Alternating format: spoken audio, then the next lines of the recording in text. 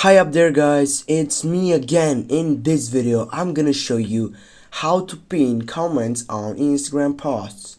First guys, what you need to do, just jump up on your profile section and find for a photo that you want to get up on their comments. For example, this one. Now just simply on the second section down below you need to go for the comment section, and here as you can see you have two comments. What you need to do is just simply you need to choose the comment that you want to pin it. For example, the first one.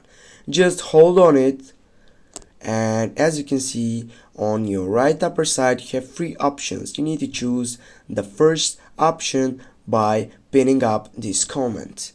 As you can see, pin your favorite comments, just go for pin comment again, and with this guys we have pinned this comment on this Instagram post.